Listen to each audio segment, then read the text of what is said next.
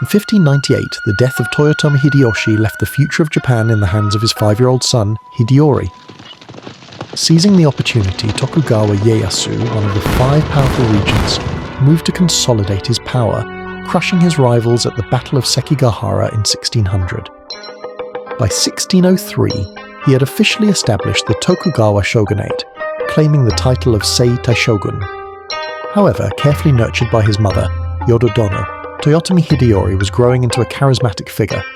The dream of restoring their clan's glory became a lingering threat in Tokugawa's mind. In the late autumn of 1614, Tokugawa Ieyasu found his pretext in an inscription on the Hokoji temple bell and marched on Osaka with a formidable army of 200,000. Unwilling to submit, Hideyori rallied a force of 90,000, composed of masterless samurai, the ronin, and daimyo who had fallen from favour. The stage was set for war. In November, as Tokugawa's cannons began their siege of Osaka Castle, the brilliant strategist Sanada Yukimura erected a defensive marvel on the southeastern Chaosuyama Hill, the Sanada Maru.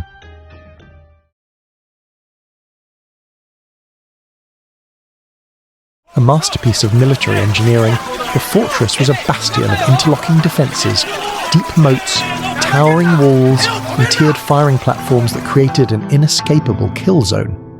Sanada's design became an insurmountable barrier. To the shock of the Tokugawa commanders, each probing attack was met by a disciplined storm of arrows, muskets, and cannonballs. The fortress proved far more resilient than they had ever conceived, repelling their forces wave after wave. In a fury, Ieyasu committed 30,000 elite troops under his son Hidetada to a single, overwhelming assault. Sanada Yukimura was prepared. He sprang the trap, ambushing the attackers from all sides and inflicting devastating losses. To break their enemies' will, Sanada's forces launched relentless night raids. Then, in late November, Yukimura himself escalated the conflict. Leading a hand-picked force of 600, he breached the main Tokugawa camp and struck at Hidetada's own command post, causing the panic. Ieyasu's response to the humiliation was a strategic pivot. The costly assault ended, a war of attrition began. But while the Sanada Maru stood defiant, the fate of the siege was ultimately sealed by technology. The turning point was the deployment of Ieyasu's new artillery. Shells began to arc over the outer defences, crashing into the main tower. For Lady Odo and her supporters, it was the final straw.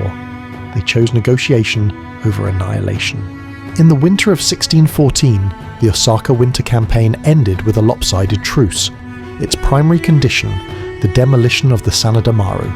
The fortress unconquered by war was thus erased by a stroke of the political.